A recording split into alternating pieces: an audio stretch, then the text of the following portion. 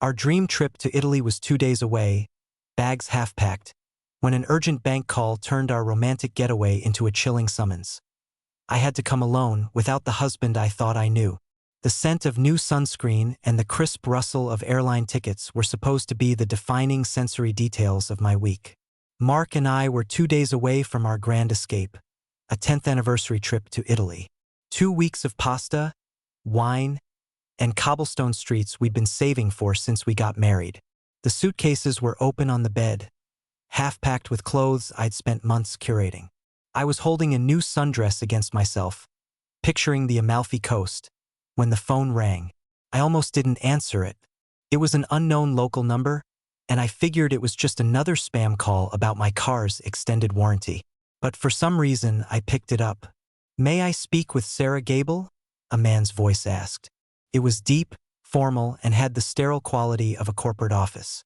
"This is she," I answered, still distracted by the dress. "Mrs. Gable, this is Arthur Harrison, the branch manager at Sterling National Bank. I'm calling to request an urgent meeting with you at your earliest convenience." My heart did a little flutter kick of anxiety. Urgent? Bank?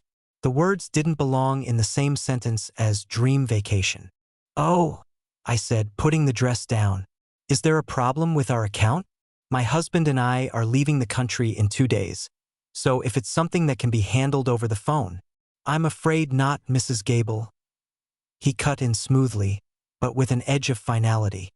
"This matter requires your presence in person. It is of the utmost importance. Would you be available tomorrow morning at 10 a.m.?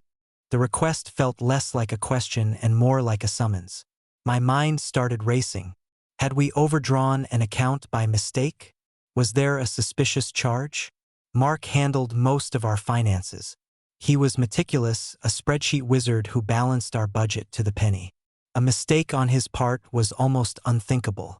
I suppose so," I stammered, already feeling the happy vacation bubble begin to deflate. 10 a.m. is fine. Will I need to bring anything? Mark and I can be there." There was a distinct pause on the other end of the line. It was just a second, but it was heavy. "Actually, Mrs. Gable," Mr. Harrison said, his voice dropping slightly, becoming even more serious, "that's the other reason for my call. It is imperative that you attend this meeting alone. Your husband, Mark, should not accompany you." The world seemed to tilt on its axis. "I'm sorry, what? Why?" The question tumbled out of my mouth before I could stop it. My mind was a sudden, chaotic blank. Alone? Without Mark? We didn't keep secrets, especially not financial ones. Our money was our money. Our life was our life. There was no mine and his when it came to something as serious as an urgent bank meeting. "I am not at liberty to discuss the details over the phone," Mr. Harrison said, his tone unyielding. "It will all be explained tomorrow. 10 a.m. My office. Please be prompt. And please, come alone." Before I could protest or ask another question, he had hung up. I stood there for a full minute, the dial tone buzzing in my ear. The sundress lay in a colorful heap on the bed, suddenly looking frivolous and stupid. A cold dread was seeping into my bones, pushing out all the warmth and excitement of the trip. What could the bank possibly want to talk to me about that Mark couldn't be there for? The only logical conclusion was that it was about Mark. Some secret debt? Some financial trouble he'd hidden from me? But that wasn't the man I married. Mark was an open book. Annoyingly so at times.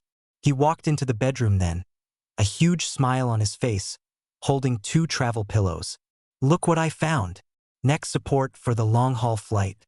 You can thank me when we're not miserable and jet-lagged in Rome." His smile faded the second he saw my face. "Sarah? What's wrong? You look like you've seen a ghost." My throat felt tight. "The bank just called," I said, my voice barely a whisper. I explained the conversation, every bizarre, unnerving detail, ending with the final, inexplicable command. Mark's reaction was immediate. His face hardened, the playful mood vanishing instantly. "Absolutely not," he said, tossing the pillows onto a chair. "That's ridiculous. It's a scam, Sarah. They're trying to get you alone to pressure you into something. No legitimate bank operates that way. We're calling them back. He snatched up his phone, found the official number for our branch on their website, and put it on speaker. My own anxiety was so high I felt nauseous, but watching him take charge was a small comfort. The phone rang, a polite receptionist answered, and Mark asked to be put through to Mr. Arthur Harrison. "One moment, please," she chirped. We waited, our breath held. Then the same deep, formal voice came on the line. "Arthur Harrison speaking." Mark shot me a look of pure confusion. It wasn't a scam. "Mr. Harrison," Mark began, his voice tense but polite. "This is Mark Gable. My wife, Sarah, just received a very strange call from you requesting a meeting with her, and specifically telling her not to bring me. Can you please shed some light on what this is about?" There was that same pregnant pause. "Mr. Gable," the manager said, and his voice was now laced with something that sounded like steel. "As I explained to your wife, the nature of this meeting is confidential. The request for her to come alone is non-negotiable. If she is not here tomorrow at 10 a.m., alone, we will be forced to take alternative measures. I've said all I can say on the matter. Good day." And he hung up. Again. We stared at each other in stunned silence. The room felt 10 degrees colder. Alternative measures? What in God's name did that mean? The excitement for Italy was gone, replaced by a thick, suffocating fog of dread and suspicion. We spent the rest of the night speculating, running through every insane possibility. Was I a victim of identity theft? Was I the surprise inheritor of some distant relative's fortune? Did Mark set up some kind of elaborate anniversary surprise that had gone terribly wrong? Nothing made sense. Every theory had a hole in it, and every conversation ended with the same terrifying, unanswerable question. Why did I have to go alone? The next morning, I dressed like I was going to a funeral, not a bank meeting.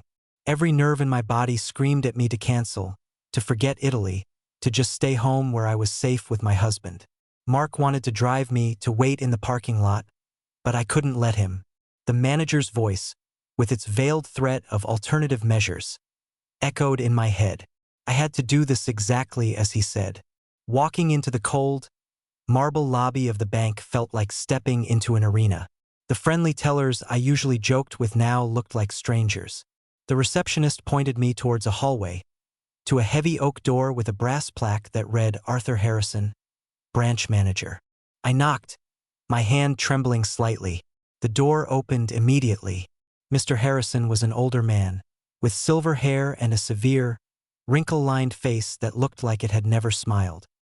He wore a perfectly tailored gray suit and exuded an air of grave importance. "Mrs. Gable, thank you for coming. Please sit."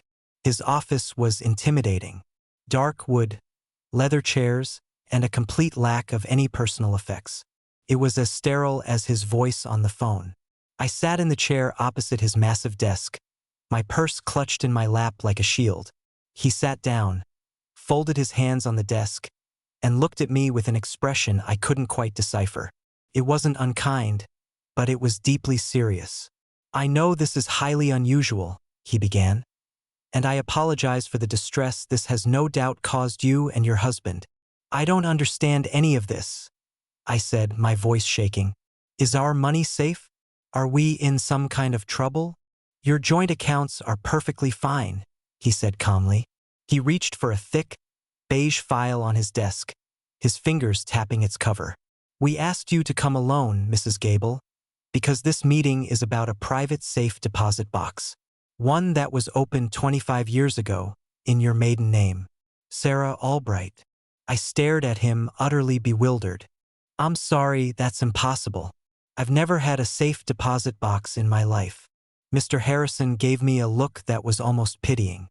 "According to our records, you have. The access log shows it has been visited precisely once a year, every year, for the past 24 years. Until yesterday, that is. Yesterday, the box was closed, emptied. All its contents were removed by the only other person listed with authorized access." A cold sweat broke out on my neck. Who else had access? He slid the file across the polished desk towards me. His eyes met mine, and the look in them sent a shard of ice through my heart. Your husband, Mark Gable. He paused, letting the information sink in before delivering the final blow. We have security footage of him clearing out the box. The reason we called you, the reason he could not be here, is because of the single item he left behind for you to find. Mr. Harrison reached into the file, pulled out a glossy 8 by 10 photograph, and placed it face down on the desk in front of me. This, he said, his voice now a low, solemn whisper, was the only thing left inside. My hand felt like it was moving through water, slow and heavy, as I reached for the photograph. The air in the office was thick and silent, broken only by the frantic thumping of my own heart against my ribs. I turned it over. My breath caught in my throat, a choked, painful sound. It was a picture of a little girl, maybe 4 or 5 years old, with bright, curious eyes and a cascade of dark curls that fell around her shoulders. She was standing in what looked like a sunny park, wearing a simple yellow dress. But it wasn't the girl herself that made my world shatter. It was her face. She had my eyes, my nose, the same slightly crooked smile I saw in my own childhood photos. And in her small hands, she was holding a piece of white cardboard. On it, written in a child's clumsy block letters, were 2 words: Sarah Albright. Who is this? I whispered, my voice a dry crackle. I looked up at Mr. Harrison, my mind refusing to connect the dots. This is a mistake. I don't know this child. I'm afraid it's no mistake, Mrs. Gable, he said gently. That photograph was the only item left in box number 742, registered to you. According to our records, significant documentation was also removed yesterday. Bearer bonds, a last will and testament, and a life insurance policy. All under the name Sarah Albright. Bearer bonds? A will? I felt dizzy, like the room was tilting. I had no bonds, no will under my maiden name. I hadn't used that name in a decade. Mark wouldn't. He wouldn't do this. There has to be an explanation. I was pleading not with Mr. Harrison, but with the universe. I was begging for this to be a nightmare I could wake up from. Your husband was the authorized secondary on the account, Mr. Harrison continued, his voice professionally detached. He had every legal right to access the box. We only contacted you because the primary account holder must be notified of a closure. He was quite insistent that we follow protocol precisely. He specified that only this photograph be left for you. He slid a small, white envelope across the desk. He also left this, the key to the box. He said you should have it. I didn't take it. I couldn't tear my eyes away from the little girl in the photo. Malasia a moment. My doppelganger. My secret. A secret I didn't even know I had, but one my husband had apparently been tending to for our entire marriage. Each visit once a year. What did he do? Look at this picture? Read a will I never wrote?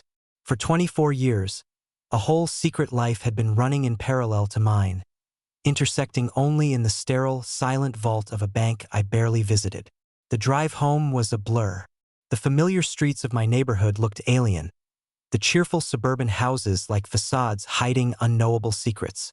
The half-packed suitcases on our bed were a mockery. Italy, a romantic getaway. How could I even think about that now? My whole life, the 10 years of marriage I thought were built on honesty and trust, felt like an elaborate lie. Mark was in the kitchen when I walked in, pacing back and forth. He stopped the moment he saw me, his face pale and etched with worry. Sarah? What did they say? Are you okay? I didn't answer. I walked past him to the kitchen island, my movements stiff and robotic. I placed the photograph face up on the cool granite countertop. The little girl with my eyes smiled up at us. Mark flinched as if he'd been struck. He wouldn't look at it. He just stared at my face, his own expression a mixture of guilt and desperation. Sarah, please, he started, his voice cracking. Let me explain. Explain. The word shot out of me sharp and venomous. Explain her, Mark? Explain the secret bank account you've been visiting every year since before we were even married?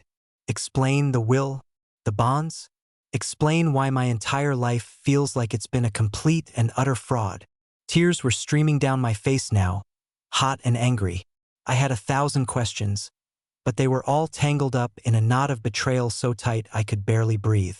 "It's not what you think," he said, taking a step towards me. I took a step back. "I can't tell you everything right now.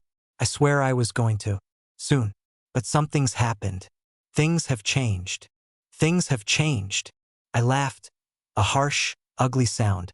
"Yeah, I'd say so. I just found out my husband has a secret life and a secret child? Is that who she is, Mark? Is she your daughter?" The question hung in the air, heavy and poisonous. His face crumpled. No. "God, no, Sarah. She's not. It's more complicated than that." He ran a hand through his hair, his whole body trembling. "We can't talk about this now. Not here. We have to go. We have to get on that plane to Italy." "Are you insane?" I shrieked. "I am not going anywhere with you. I don't even know who you are." "You have to," he insisted, his eyes wild. He grabbed my arms, his grip surprisingly strong. "Sarah, listen to me. This isn't just about us anymore. Going to Italy isn't a vacation. It's the plan. It's the only thing keeping us safe." "Safe? Safe from what?" I tried to pull away, but he held me fast.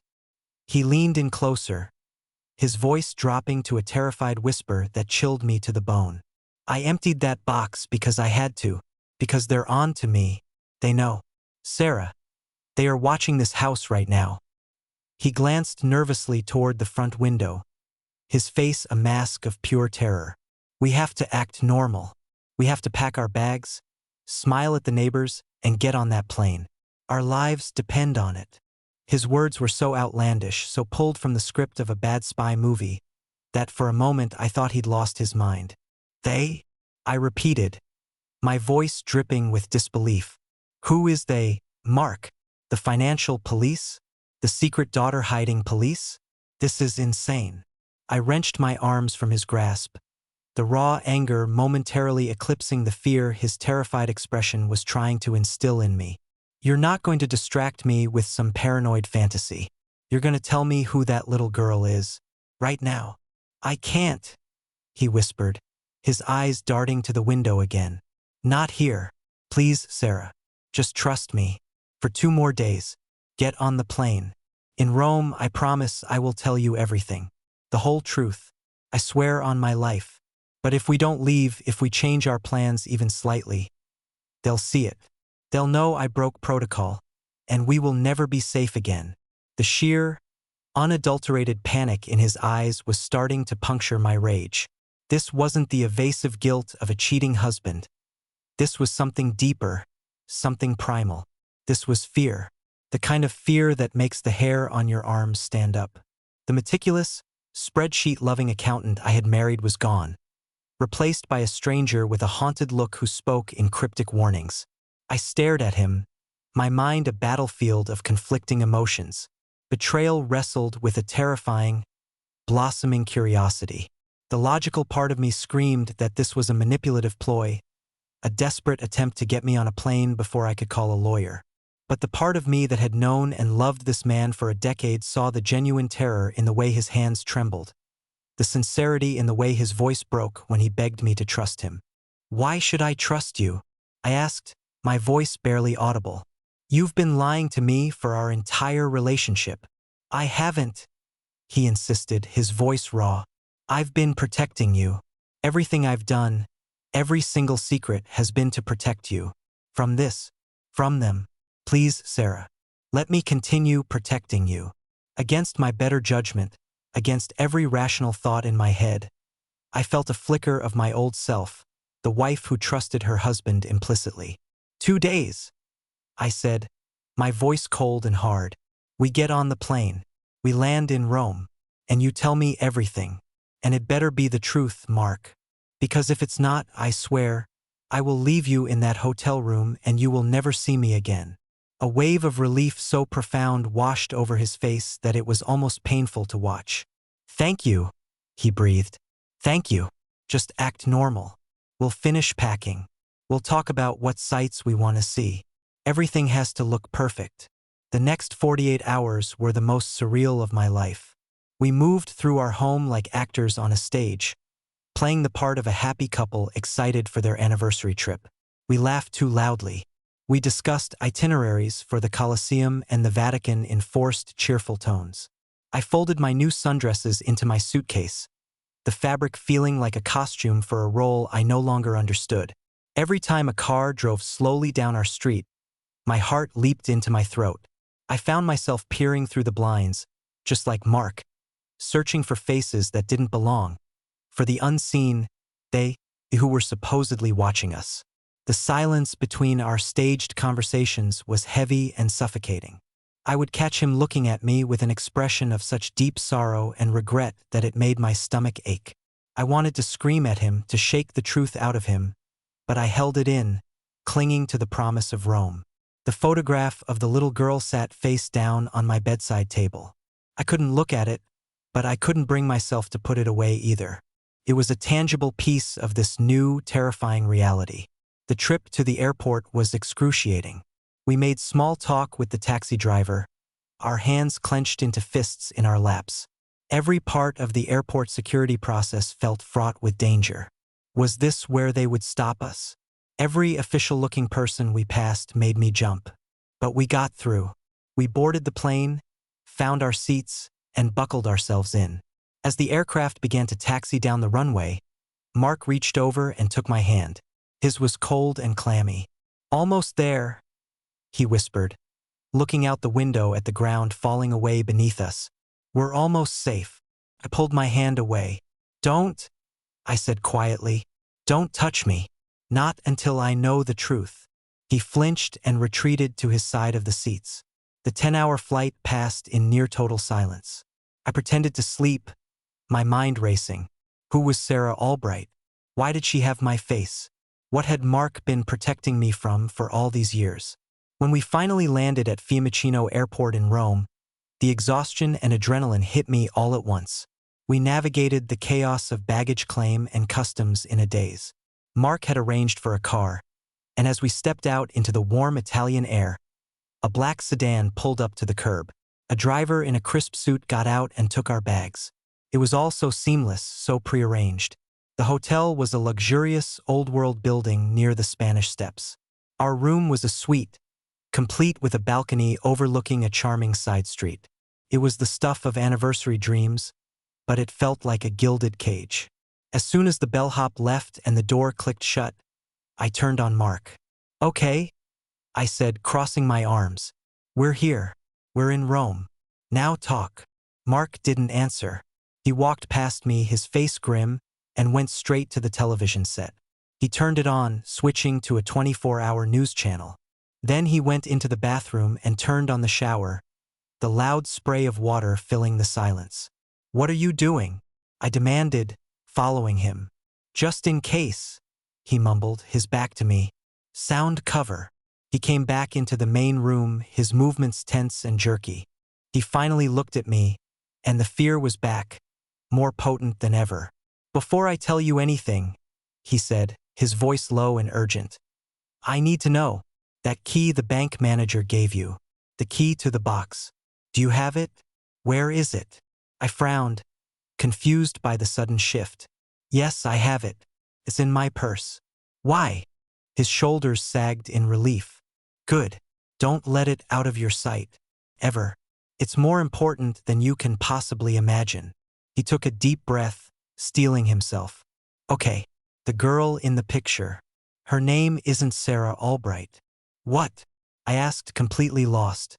"That was your name," he said, his eyes boring into mine. "And her name is also Sarah. Sarah Gable.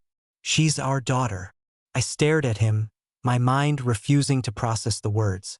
"Our daughter? Mark, I've never been pregnant. We don't have a daughter. I would know if I had a daughter." "You wouldn't," he said, and his voice was filled with a chilling certainty. "You wouldn't because they took her from you right after she was born. And they took your memories of her, too." The hiss of the shower and the tinny drone of the Italian news anchor faded into a dull roar in my ears. I felt the plush hotel carpet under my feet, saw the ornate wallpaper, but none of it felt real. My entire consciousness had narrowed to a single impossible point. Mark's face, his eyes filled with a desperate, terrifying sincerity. Took my memories? I repeated the words, but they were nonsense syllables. It sounded like something he'd read in a cheap sci-fi novel. Mark, that's not possible. People don't just lose memories of having a child. That's not how it works. My voice was rising, bordering on hysterical. I was clutching at the straws of logic in a sea of insanity. It is if they're helped, he said, his voice dropping even lower. He took a cautious step towards me, his hands held up in a placating gesture, as if approaching a frightened animal. Think, Sarah. Think back to 11 years ago, the spring of 2013. What do you remember? I scrambled through my memories, my mind feeling slick and unreliable. We were in our first apartment. You were finishing your master's. I was working at the gallery. We were trying to save money. I remembered the leaky faucet, the taste of cheap wine on our fire escape, the feel of his arms around me. It was all there, vivid and whole. No, he pushed, his gaze intense. Think harder. There's a gap. 3 months. March, April, May. You told everyone you were going on an extended artist's retreat in Vermont. Your boss at the gallery arranged it. You sent postcards. Do you remember any of it? The cabin? The mountains? The art you were supposed to be making? I searched my mind, trying to grasp the images, but they were like smoke. I had a vague, conceptual memory of it happening. Yes, I went to Vermont. It was quiet, but I couldn't recall a single specific detail. Not the view from a window, not the feel of a paintbrush, not a single face. It was a blank spot, a story I knew I had told people, but one I couldn't actually remember living. A cold dread, far deeper and more terrifying than the anger I'd felt before, began to bloom in my chest. You weren't in Vermont, Sarah, Mark said softly, seeing the confusion on my face. You were at a private facility, clinic. Your parents arranged it. My parents. The whiplash was making me dizzy. My parents have been dead since I was in college. No, Mark said, shaking his head. The people who raised you died. Your adoptive parents. Your real parents, the Albrights, are alive. And they are very, very powerful. He started pacing the small space between the bed and the balcony doors, the story tumbling out of him in a torrent, as if a dam had finally broken. He told me that I was Sarah Albright, the only child of a family whose wealth and influence were almost unimaginable, a family that operated in the shadows, their name never appearing on any rich lists but their power extending into corporations and governments. He, Mark Gable, was nobody, the son of an accountant who worked for one of their subsidiary companies. We had met by chance, fallen in love against all odds, and against their explicit wishes. They forbid us from being together, he said, his voice thick with the memory of it. You were supposed to marry someone else, someone from their world. When you refused, when you chose me, they cut you off. They created a new identity for you, Sarah Gable. They faked your parents' deaths, set you up with a small trust fund, enough to be comfortable but not enough to draw attention, and let you go. On one condition. He stopped pacing and looked at me, that any child you had with me would belong to them. The story was insane, but it was starting to fit, slotting horrifyingly into the blank spaces of my life. The inexplicable ease with which we'd gotten our first apartment. The job at the gallery that had practically fallen into my lap. The strange formality of my adoptive parents, who had always felt loving but distant. So the safe deposit box, I whispered. It was their failsafe, he explained. Set up in your name, Sarah Albright. Proof of who you really are. It contained your original birth certificate, the deed to a property in your name, bearer bonds, your inheritance, and a life insurance policy they took out on me, payable to you, just in case I ever decided to talk. The yearly visits were my check-in, a way for me to prove I was holding up my end of the deal, that I was keeping the secret, keeping you safe in your new life. And once a year, I could see a new picture of our daughter. The pain in his voice when he said the word daughter was a physical blow. So she's with them, I said, my throat closing up. This whole time, she's been with your parents? With your parents, he corrected gently. The Albrights. They've been raising her as their own. We had no choice, Sarah. They had doctors, specialists. They erased your pregnancy from your memory.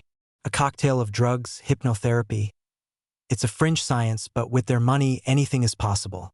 They made you forget her so you wouldn't fight, because they knew you would have burned the world down for her. I had to let you forget. It was the only way to keep you alive. I sank down onto the edge of the bed, the ornate comforter crinkling beneath me. My daughter, a whole human being that my body had created, that my mind had been forced to discard. I felt a phantom ache in my womb, a ghost of a life I never knew I'd lived. The little girl with my eyes. Sarah. Sarah. Why now, Mark? I asked, my head in my hands. After all this time, why empty the box? Why tell me now? He knelt in front of me, taking my hands. This time I didn't pull away. His touch was an anchor. Because your father is dying, he said, his voice urgent. His whole empire is in flux. The factions within the family are circling. Your father's will. He left everything to Sarah, to our daughter, but she's only 11. The will stipulates that until she comes of age, control of the Albright estate goes to her legal guardian. And the will names you, Sarah Albright, as her primary guardian. My head snapped up. Me? Yes, it was his one act of rebellion, I think. A way to give you back what he took. But his sister, your aunt, wants control. She's been pulling the strings for years. She's the one who enforced the agreement, the one who orchestrated all of this. If she can prove you're unfit, or better yet, make you disappear before the will is read, she becomes Sarah's guardian. She gets everything. He squeezed my hands tightly. She knows I broke protocol. Emptying that box was my signal to a contact inside the family that we were making a move. That's why they're watching us. They're waiting for us to make a mistake. This trip to Italy wasn't a vacation, Sarah. It was the first step of a plan I've been working on for years. A plan to get our daughter back. The hotel room door suddenly rattled. A key card slid into the electronic lock. It beeped green.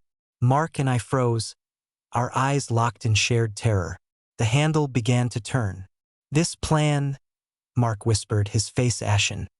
It has to work, because the key you have isn't just to an empty safe deposit box in the States. He pulled me to my feet, his eyes wild with a terrifying, desperate hope.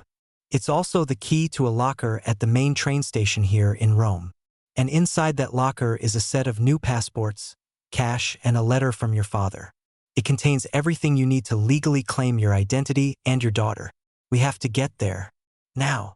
The click of the lock disengaging was the loudest sound I had ever heard. In a split second, the abstract threat of they became a solid oak door swinging inward.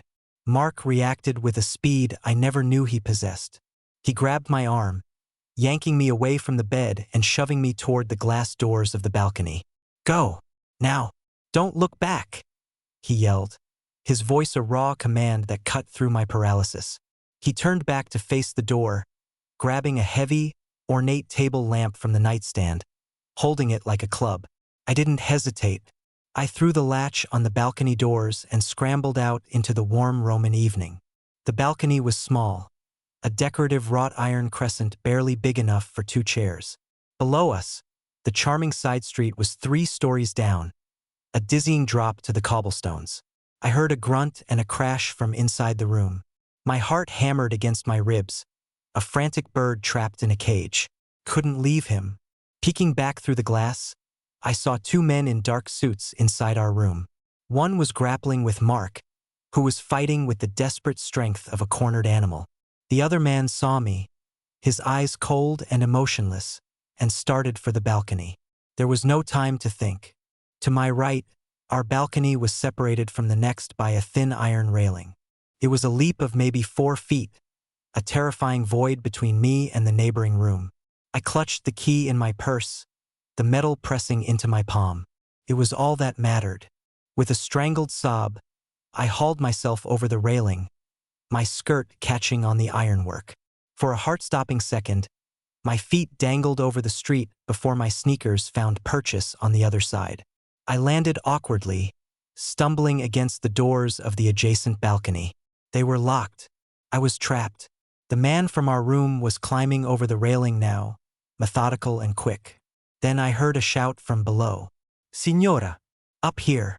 I looked down and saw the black sedan that had brought us from the airport. The driver was standing on the cobblestones, his arm outstretched, pointing to a fire escape on the far side of the building. "This way! Go!" he yelled in accented English. He was Mark's contact. He was our escape. The man was almost on my balcony. I didn't have another choice.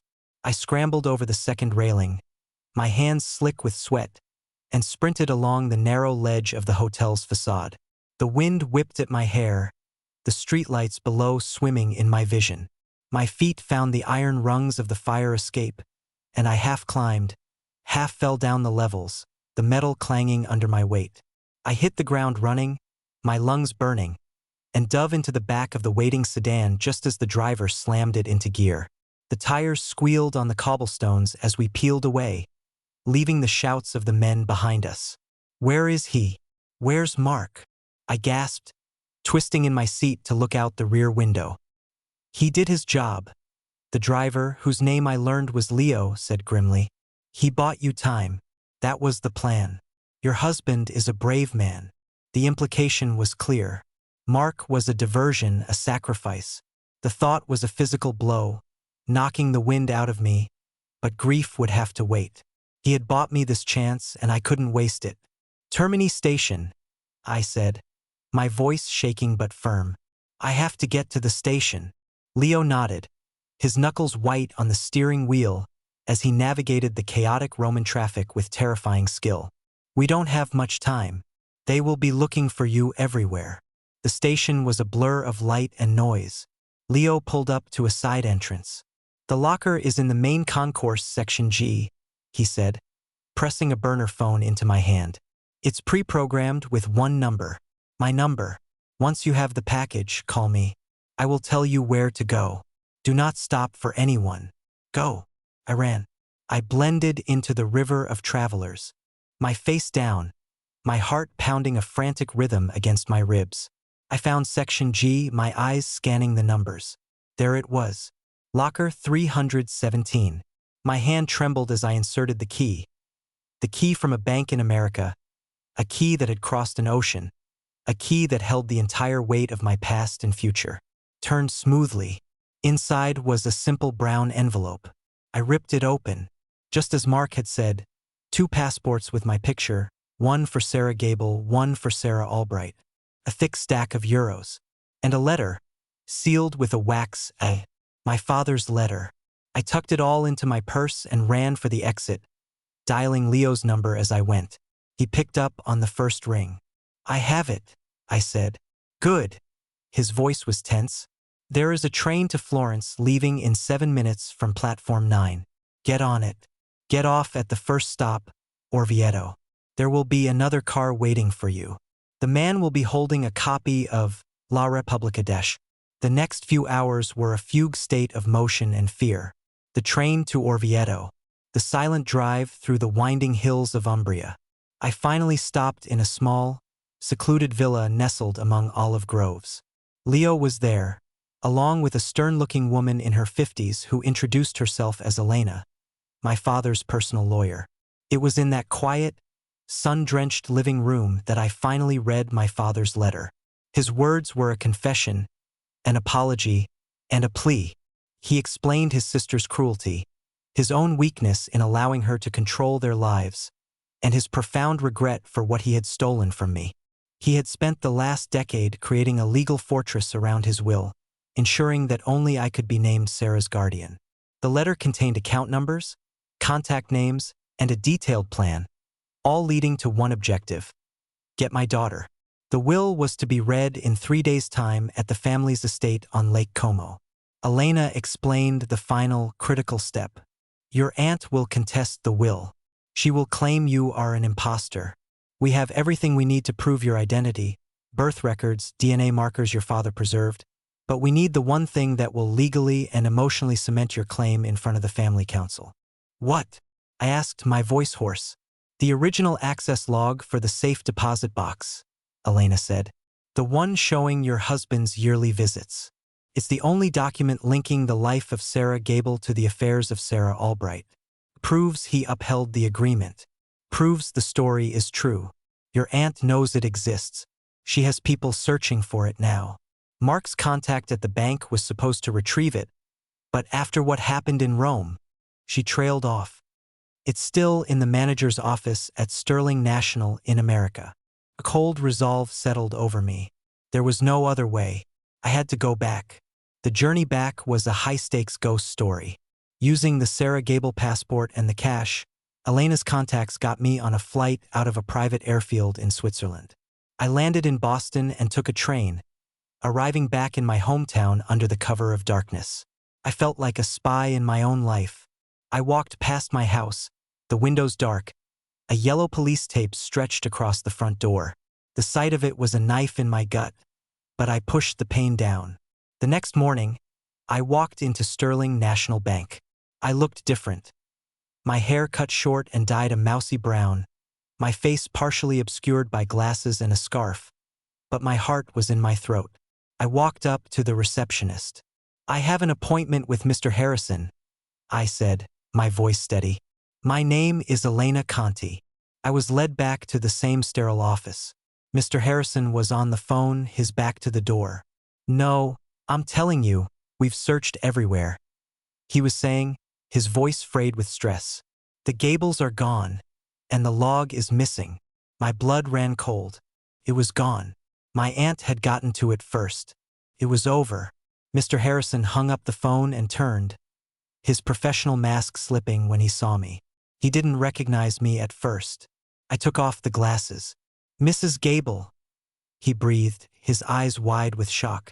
"I need the access log, Mr. Harrison," I said. "I know you have it." "It's gone," he said, shaking his head, his face pale. "They sent a courier. Very official. They had paperwork that superseded my authority. I had no choice." My last hope crumbled. I sank into the chair, the fight draining out of me. Mark's sacrifice, the frantic escape, the journey back. All for nothing. "I am so sorry," Mr. Harrison said, and he looked truly pained. "Your husband," he called me right after he made the plan with you. "He told me what might happen. He made me promise something." He reached into his desk drawer and pulled out a single, folded piece of paper. It was a photocopy, flimsy and gray, but clear. The log. Every date, every signature. Mark Gable. Once a year. For 24 years. "He said you might need a backup," Mr. Harrison said quietly. "He told me to give the official one to anyone who came asking, but to give this only to you. He was a meticulous man." Tears streamed down my face, tears of grief and gratitude. Mark, my spreadsheet wizard, my hero. He had planned for every contingency. He had saved us, even in his absence. 2 days later, I walked into a grand, marble-floored room in a villa on Lake Como. My aunt was there, surrounded by lawyers, her face a mask of smug certainty. The family council sat, stone-faced. When I was announced as Sarah Albright, she scoffed. "An absurd claim. This woman is an imposter." Elena presented the will. My aunt's lawyers presented their dismissal. Then Elena presented my original birth certificate. They claimed it was a forgery. She presented the DNA evidence. They claimed it was fabricated. Finally, Elena placed the photocopy of the bank log on the polished table. "And this?" My aunt sneered. "A piece of paper?" "It is a record," I said, finding my voice. It rang out, clear and strong, in the silent room. "It's the record of a promise a man kept for 24 years. The promise he made to you, the one you are now trying to break." My aunt's face went white. She had no response. The log was proof of her own scheme. To deny its validity would be to expose her own crime. She was trapped. That afternoon, I met my daughter. She was standing by the lake, a tall, beautiful 11-year-old with my eyes and Mark's serious expression. She knew who I was. My father, in his final days, had told her everything. She walked up to me, hesitant but curious. Are you my mother? She asked, her voice soft. Yes, I said, my own voice choked with a decade of unshed tears. My name is Sarah.